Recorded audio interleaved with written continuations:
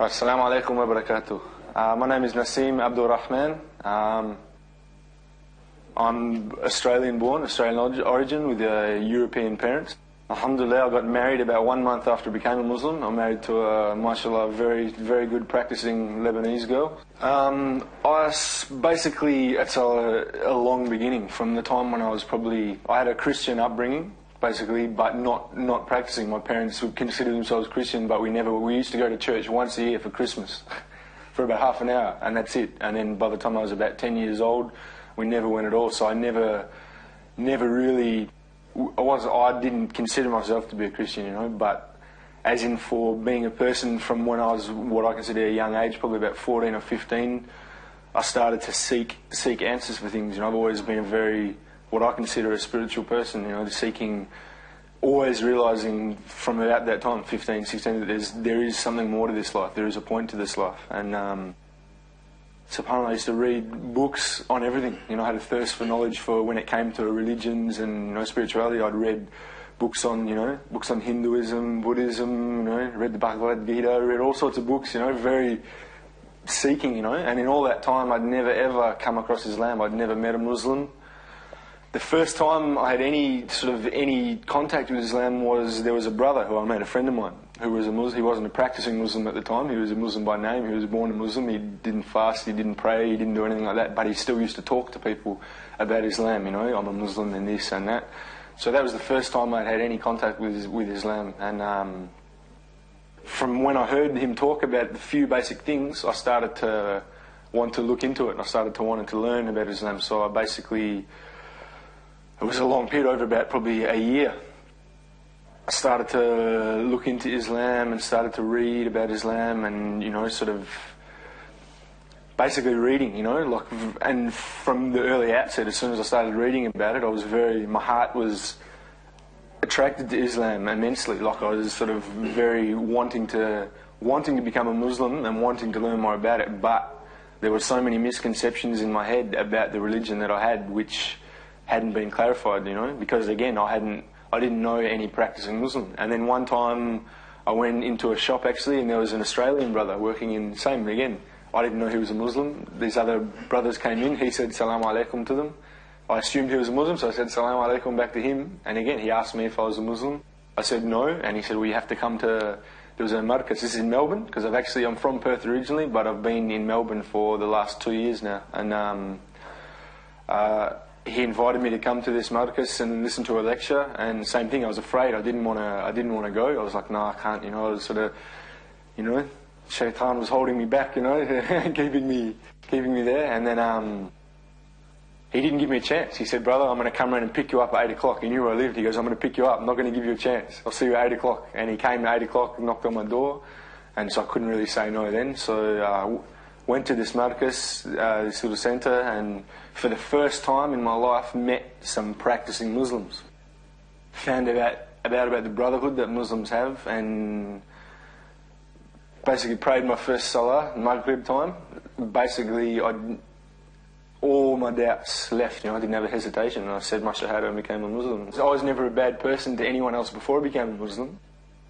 But I was a bad person to myself, because I'll be honest, like I said, I left school, I started going out, I started partying, I started taking drugs, I started doing all sorts of things, subhanAllah, living a haram lifestyle. Never harmed anyone else, but more harming myself, So my parents, once they saw me become a Muslim, they were happy and they were impressed, because of my life completely, as soon as I became a Muslim, a complete 180-degree turnaround, like left my whole life completely, no hesitation with that. But so they saw how much of a better person I'd become. They're happy on that respect, but they've still got their severe misconceptions. They're severely brainwashed by what they see on the television.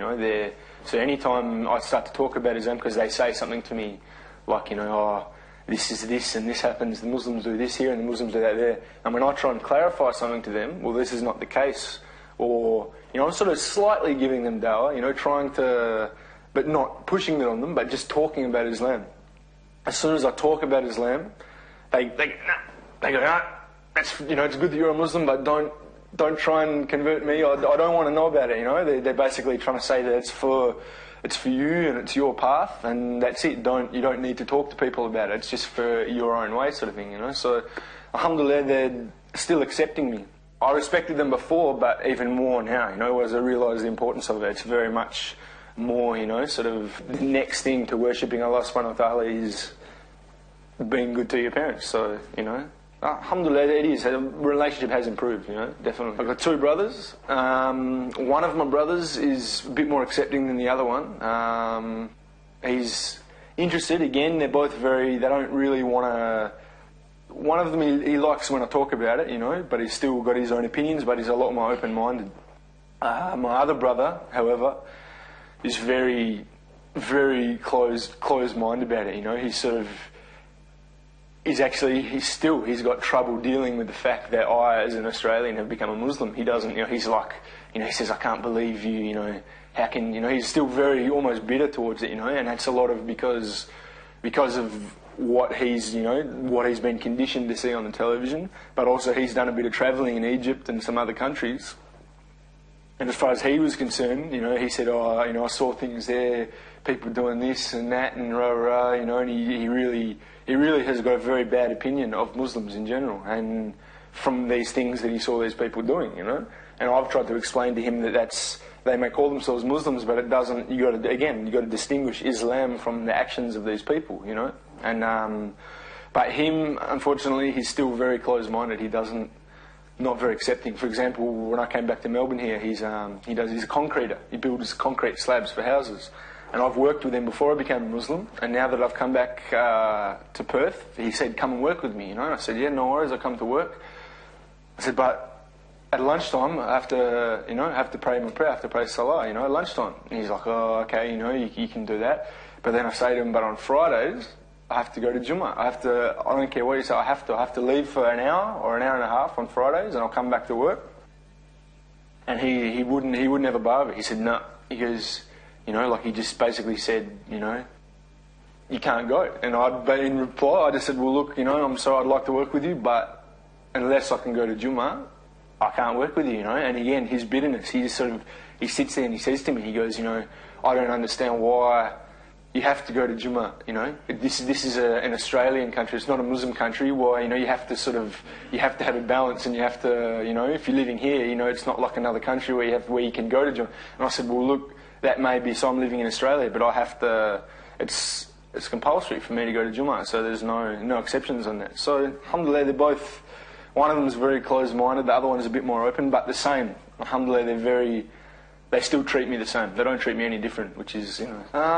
Like I said, Christianity, I went to a Christian school when I was younger. It never grabbed me, so I was never really attracted towards that. Probably out of all of them, like I said, I was reading into probably one of the two. I was reading a lot about Buddhism, you know, a lot about sort of the, you know, Confucianism and Buddhism and just sort of that sort of theory, and like, you know, well, probably just the same teachings that are in Islam, you know, the humbleness, in Buddha teaching people to be, you know, a pious person, to be humble and to be very, you know, clear-headed and to be very sort of... But even at the time when I was sort of looking into Buddhism, I'd ask myself, you know, hang on a second, this man who came along, you know, teaching these people, never said that I'm, you know, worship me, like I'm the Buddha, hold me as a figure of, you know, worshipping. And even then at that point, that was something which I had a sort of problem with, you know. I sort of even... I spent a few times I used to go... Never really got into it. I was still, like I said, something was holding me back in Alhamdulillah, but I used to go a lot of the times to here all around the place in all the cities, like all around the world. They have Hare Krishna dinners, you know, food, people, everyone's sitting around, you know, so I used to go and listen to that, and sort of, for me, not having enough knowledge, you know, Hinduism was very confusing, you know, with all the deities and all the things there, so it was very, but just, like I said, I'd never been attracted to any of those other religions enough to actually take that step to start practicing it. Like I said, I was very aware of these things. I was doing a lot of reading, and I was sort of looking into them a lot. But I'd sort of, you know, tried to tried to look into them, and I'd almost, like I said, I'd never really taken that final step, until I got to the point where I was just sort of blending all of these ideas into what I thought was my own religion, having principles and living your life, and sort of, I got to the point where I was sort of, I believed in that there was a creator, some sort of higher being, I didn't know what he was at that time. And the conclusion right up until just before I became a Muslim, I started learning about Islam, was that I'd sort of, like I said, I'd come to the conclusion that I had my own religion, that I worship God through nature, or something like that, you know what I mean? I didn't know, like I said, I was seeking, but I really didn't have the knowledge, or I didn't know what I was sort of, and that's the thing with Islam, when Islam came along, and the funny thing is, in all that time, in 5 or 6 years of looking into all these religions, I had never once come across Islam. In books, libraries, everywhere. There were no books on Islam. I'd never met a Muslim. I'd never read any books on Islam. And it's funny that, you know what I mean, that I was actively seeking, trying to find out about all these religions. And Islam never, ever came to me, It's when actually funny, I used to wear a hat like this, more for, for sure, as a Muslim hat. I used to have people say to me, "Are you a Muslim?" And I used to be like, "Nah," I didn't really know what a Muslim was, And that was the thing though, when I became a Muslim, having looked through all these other religions, al-haq, the truth within Islam that's what blew me away. That's why I had no doubts, from all these things I'd started to learn about Islam. It was very, very, very much just the whole idea of, being a humble person, living that life, but the whole idea about what attracted me, even from the beginning, before I became Muslim, was the same, was the idea of, of only one God, and no idols, no pictures, nothing like that, just sort of, just pure prayer, to God, with nothing interfering with it like that. That was something that sort of really attracted me to it, out of everything. So,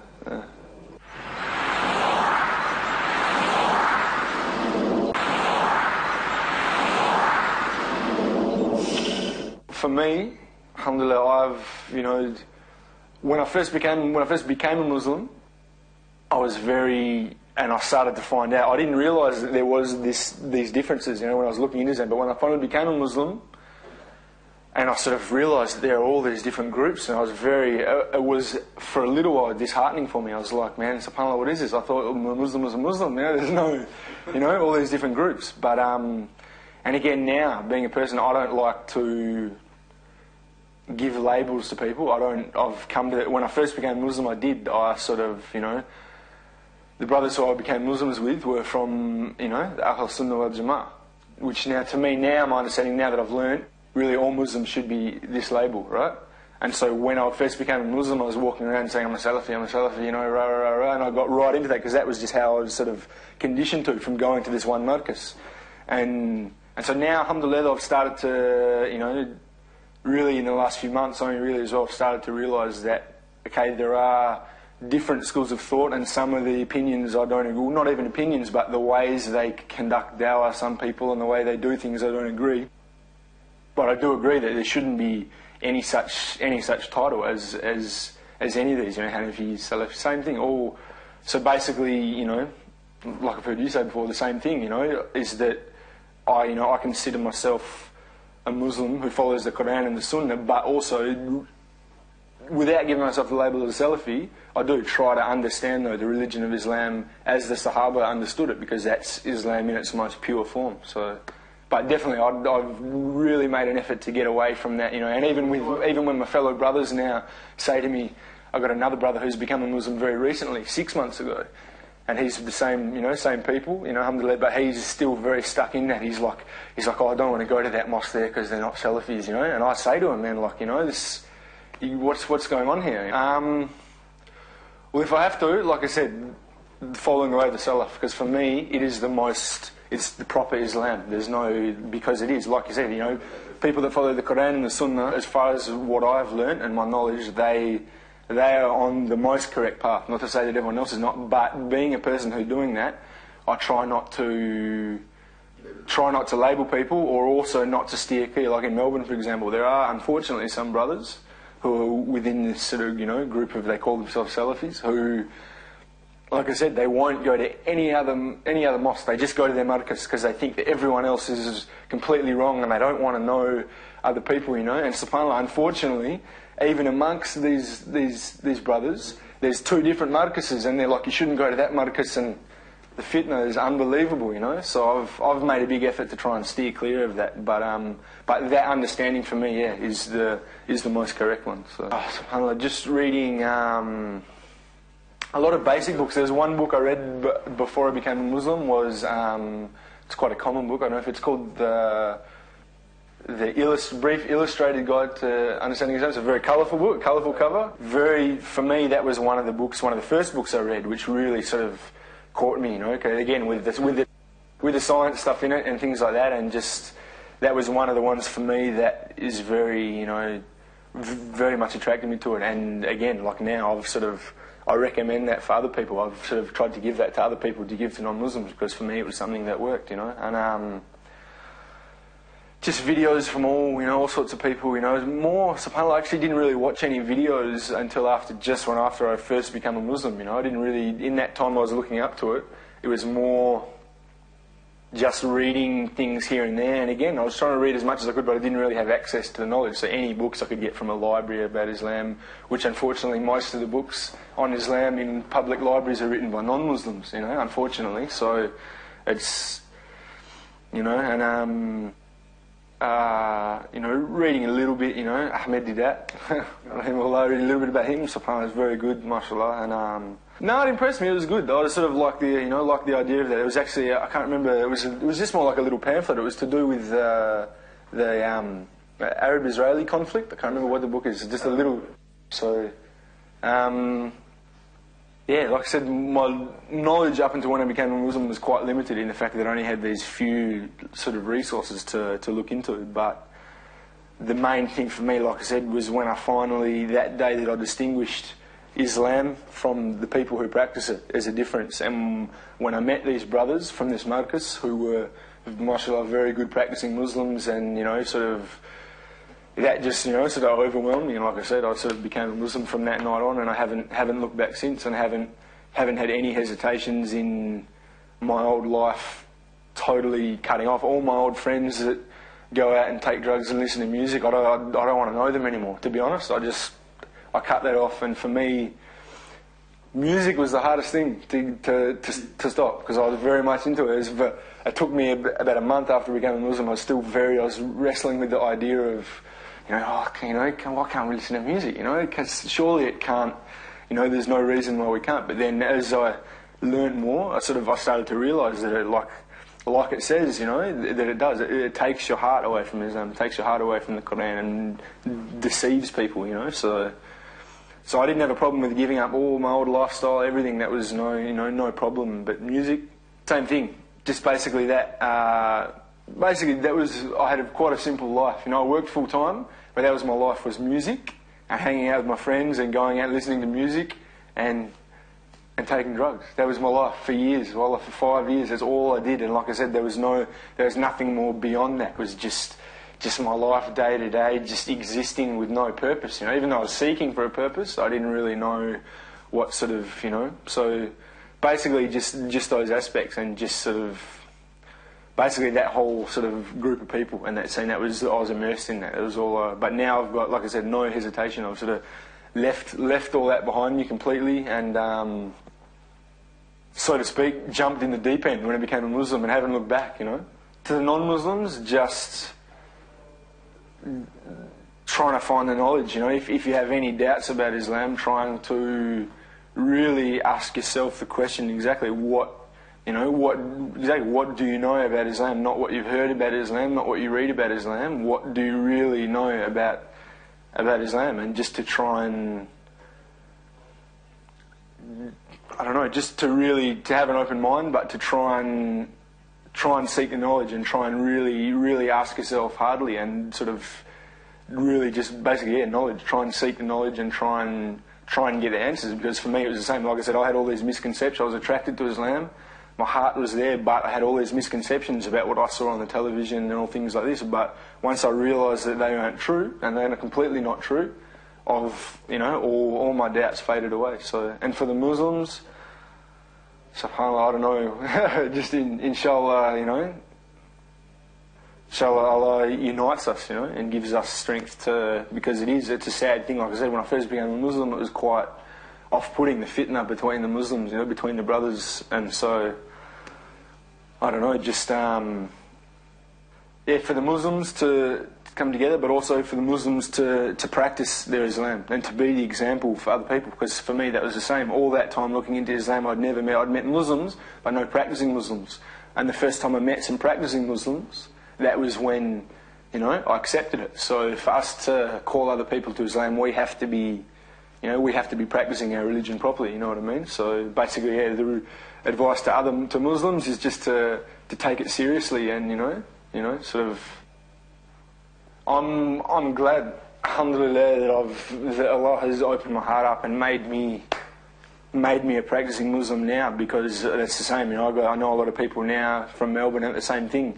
Young kids, from Muslim families who aren't practicing their religion, because exactly that, they want to party and they want to have time and they're like, I'll make salah when I'm older, I'll do it all when I'm older, But the reality is, and this is something that I'd contemplated always before I became a Muslim, was death as well. It's something that, you've got no idea when it's going to, like it take your life tonight, tomorrow, in a month, or whenever. So there's really no, and I say that to some of these young brothers, like from Muslim families who aren't taking it seriously, to really, really think about that, because you've got no idea when your time on this earth is up. And for example, there's a story in Melbourne of these 3 young brothers, young Lebanese brothers, who were, 2 of them were brothers and one of them was a cousin or something like that, and they weren't practicing their deen. They were going out, the same thing, girls and parties and driving around in fast cars.